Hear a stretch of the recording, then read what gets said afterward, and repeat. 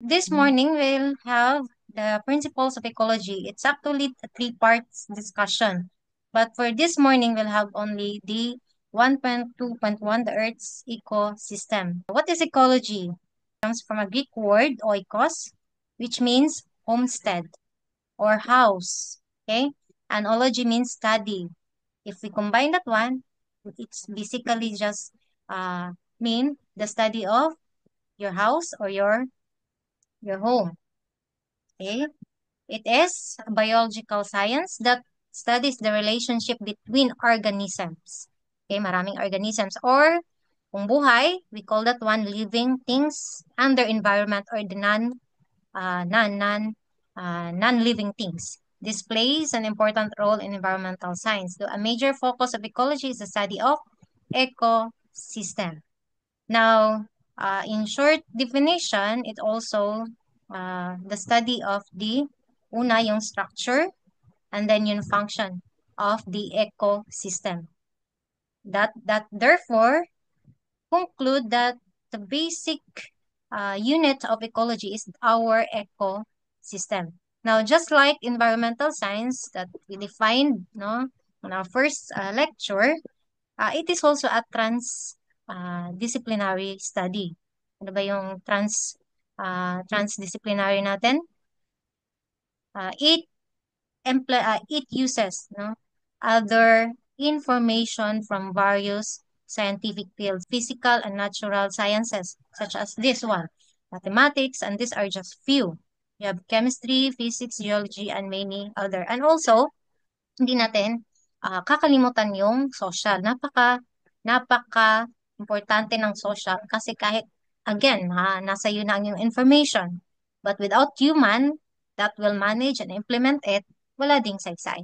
And of course, yung economic natin, no? You are in the field of economic, no? Yung mga business courses, no? Nasa economic kayo. You will play a vital role in our environment, no? And hopefully, you will also not prioritize only yung ating economic. So the aim of our study in environmental science is to balance these three. We have the human, the environment, and the economic. Okay, wag natin kakalimutan yung class ha. Especially, ang dami yung magagawa later, no, in your life, no, you become professionals, dami yung magagawa in protecting our environment. So these are the levels of organization in ecology. The levels started in organism, okay, followed by population. Next to the population is community, and then ecosystem and biosphere. So these are the focus of ecology. For example, in organisms, what type of organisms are there in the ecosystem? Or what are the species living in the ecosystem? So, dyan tayo magsisimula. Because take a look of this example. Some of the field focuses on a micro aspect. We have the atom, molecules, and cell. And these are covered by most yung mga chemistry field natin or biology field. No? They are covering this uh, concept. No? But in ecology, we are starting in the organism. No? Yung mga ecologists natin, they would ask or study uh, relationship of these organisms and this interaction or yung functions nila in the ecosystem. Okay? We know that organism is composed of cells and those organisms are living. Halaman, animals, we are composed of cells and that is the basic unit of life. Now, the basic unit of ecology is the species. Okay?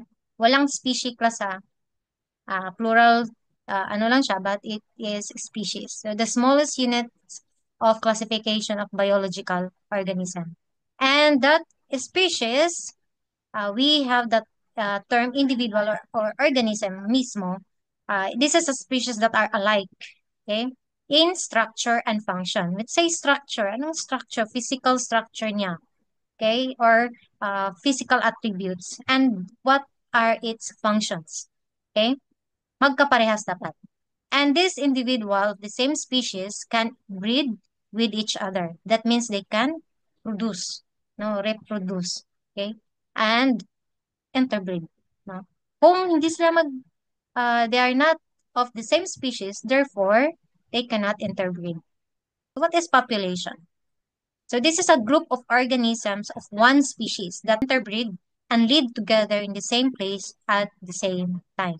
So not literally na dyan lang siya nakikita in one place kasi marami naman tayong species that we can find in other location. For example, yung coconut population natin ng coconut, no? We can find that everywhere. They thrive in a location suitable for them to survive.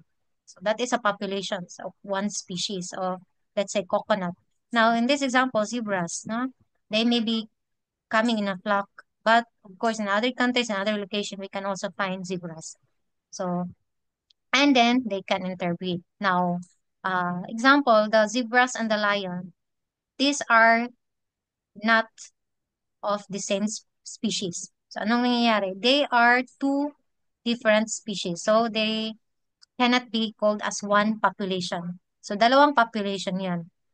Even the plant, in terms of functionality, they function in the ecosystem where they utilizes nutrients and sunlight. But in the physical structure, nagdi-differ sila, and that makes them different individual or species.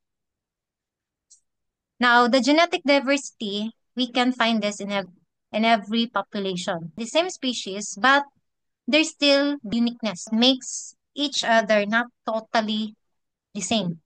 Kahit tayo, we are in the same population, human population. However, kung magkakaparas tayo ng genetic aspect or features, anong mangyayari? Magkakaparas tayo, hindi tayo uh, kinlanlan. Tama ba, class, no? We cannot identify each other. Kasi nga, dahil sa sobrang copycat natin, dahil wala tayong genetic variations, no, magkakaparehas yung itsura. So, wala tayong diversity, kumbaga genetic diversity. And this genetic diversity is present in every population. Okay? Now, genetic diversity among individuals in a population, example of this, species of Caribbean snail, is reflected in the variation in shell color and bonding patterns. Now, genetic diversity can also include other variations such as a slight difference in chemical makeup, sensitivity to various chemicals, and behavior. So, how you react to your environment also influences your, uh, let's say, we have a genetic variation inert in us.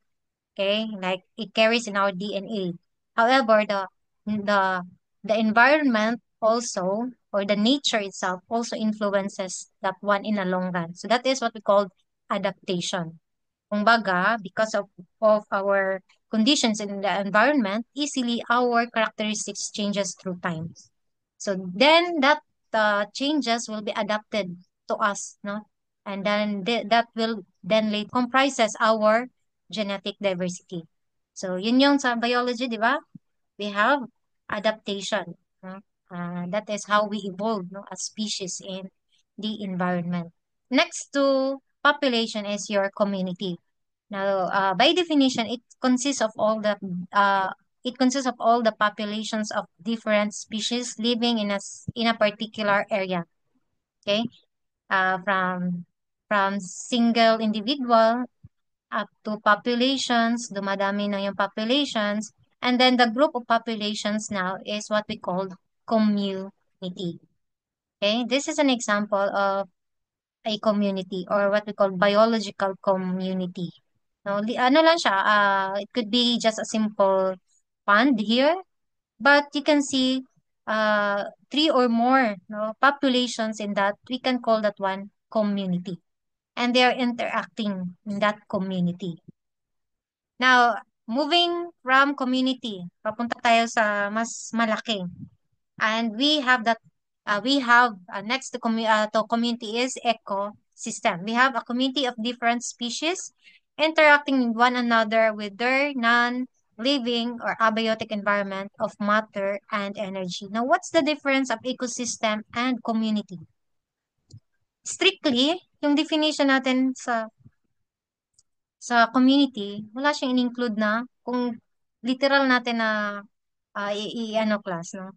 Pagbabatehan, no? Wala siyang in-include na interacting with non-living things. Okay, isa yan na makikita natin. Now, in ecosystem, it composes different communities or community.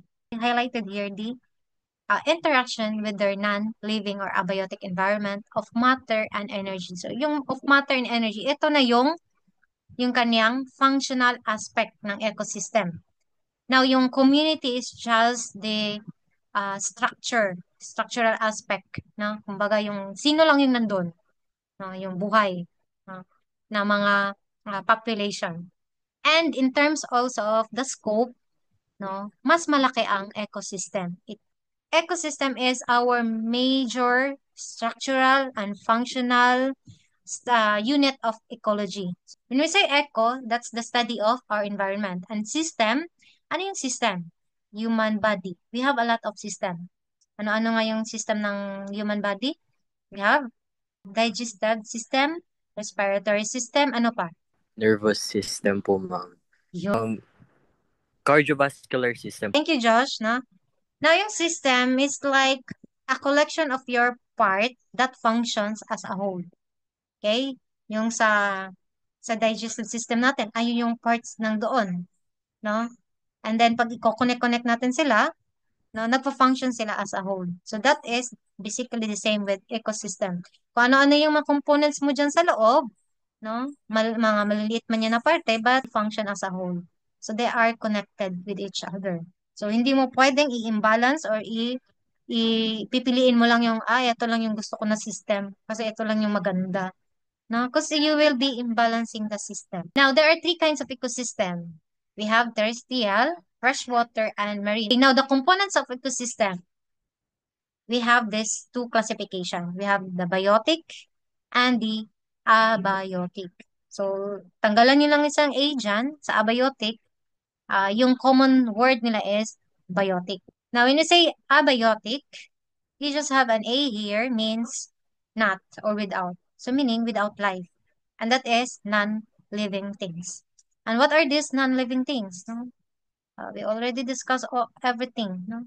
So from the first discussion up to your report, no, we all mentioned what are these abiotic. Now, living things are affected by these abiotic factors. We have air currents, temperature, moisture, light, soil composition, terrain, and many others. And what else? We have what we call here limiting factors. Now, it is where a variety of abiotic factors can affect the number of organisms in a population.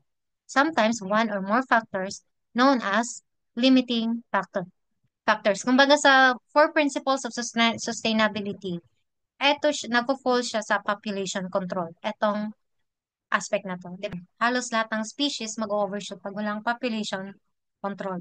Now, we have a limiting factor. So, based on this figure, can you cite what is the main abiotic factor that limits the populations of the fish here? Anybody would like to try?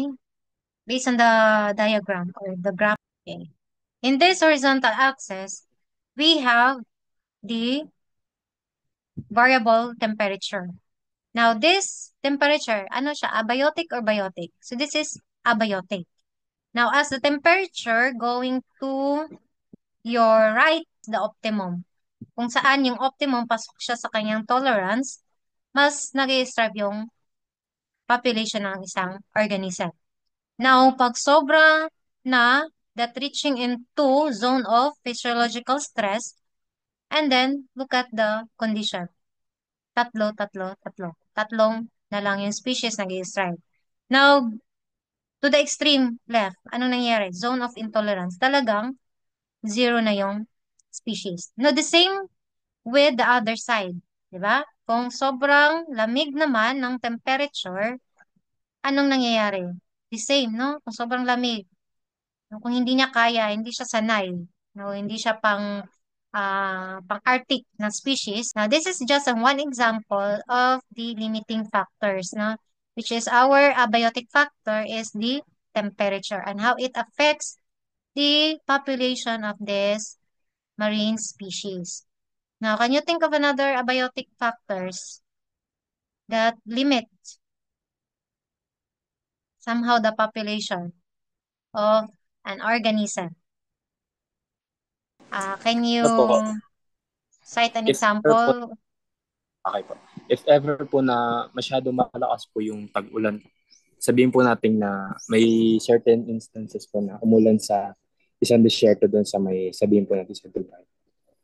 Mapupuno po ng tubig yung isang spot po doon. Mm-mm. Yung mga nakatira po doon sa spot na po na yun, nawawalan po ng tirahan. So, nawawalan po na population po yung isang species. Pag sakto lang Okay. naman po yung nagkakaroon po sila ng certain amount po ng water para mabuhay.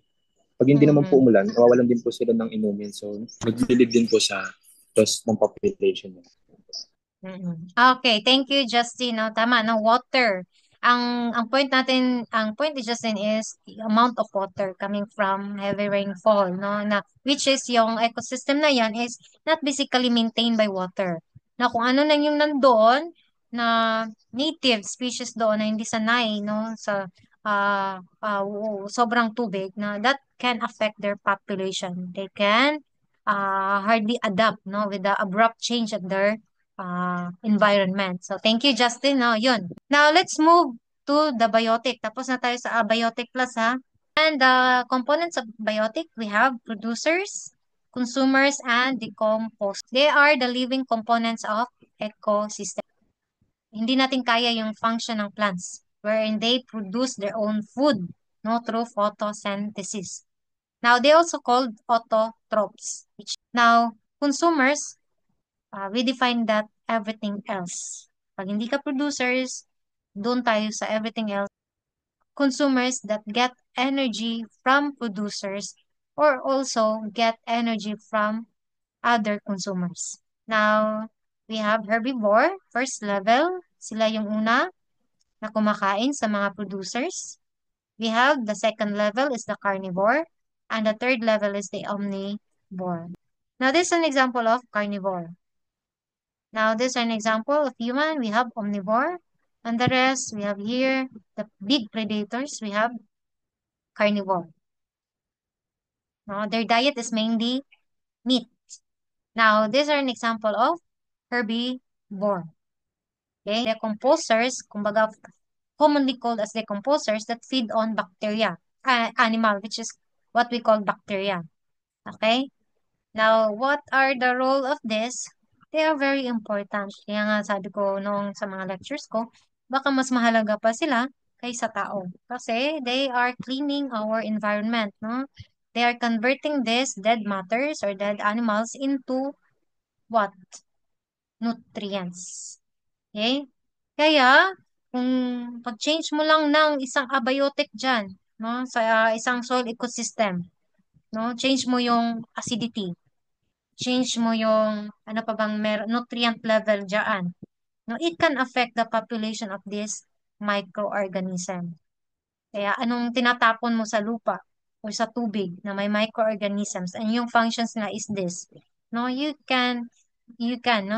can greatly affect their population in a negative way. Now, scavengers, they consume dead animal remains and provide food for other scavengers. Now, detritivores naman is another term for decomposers that mainly feed on the dead matter. Ano specifically? No, yung mga kahoy. Kaya tinatawag natin debris or detritus. That is a term for wood. No? And return nutrients to the soil, or air, and water where the nutrients can be reused by organisms. Now, yung mga tira-tira ni detritivores, no? Ang nag kumbaga ang tumatapos si decomposers. In trophic level or the feeding level, let's say terrestrial ecosystem, ito yung mga common organisms under trophic level. Now, sino ang pinaka-top do you think that influence all of this? We are the limiting factor. Kaya lang biological tayo, hindi tayo abiotic. What is the next level of organization? We have the biomes. Hindi ko na-include yung biomes class, no? Next to ecosystem is biomes and then biosphere. Now, in the biosphere, it is a portion of the earth that supports life. Kung ililiteral natin to na definition, ano lang yung parte ng in the atmosphere that has life? And ano lang din yung part ng soil na merong microorganisms that support life. No? Now, it says here, high in the atmosphere to bottom of the ocean. Extends several kilometers above the Earth's surface and several kilometers below the surface of the ocean, comparable to the peel of an apple. Okay? Kung wala ka ng life, literal dyan na makikita below in the ocean or above in the atmosphere. Now, yun lang yung distinction ng biosphere natin. Okay, meron kasing mga sphere na tayo. Next to biosphere, well, atmosphere. Okay? And the next to atmosphere, we have what are the layers of the atmosphere? Yung pinakaunang layer ng atmosphere. And then yung pinaka-last na layer ng atmosphere. Okay? So, those lang na kung saan yung oxygen nag-exist, we can call that one biosphere. But everything else beyond the biosphere also supports life. Kasi hindi naman makukumpleto yung system pag tinanggal mo yung other system. Diba? But for the sake of defining biosphere and its scope, dun tayo sa uh, dun tayo sa limit kung saan nai-exist yung life. Okay? Now, in the soil, ano yung layer ng soil natin na meron pang nag-strive ng mga earthworms or even the microbes doon. Doon lang yung ano niya. Now, in the bedrock, may nakakapag ano pa ba? Strive in the bedrock or in the core of our Earth's layer? Meron ba? Di ba? Wala na. Everything there, wala na kasi sobrang init na ng ating core of our core layer of our Earth. No? The biosphere composes of biomes on Earth. Literally, which land lang ang refer niya. No, hindi siya specified that includes the water, no, yung ocean. Land lang talaga siya, yung classification niya. And we have different biomes. We have this one, and we'll have we have discussion separate on this. No, but just an overview, what are the different biomes? Baka ang dito sa tropic, familiar lang tayo sa ano natin, grasslands. And also this one, wala tayong temperate forest. Okay, wala tayong malamang, no? Wala tayong desert, no? And wala din tayong tundra because that is located in different regions of the earth. So that ends my discussion on the introduction in ecology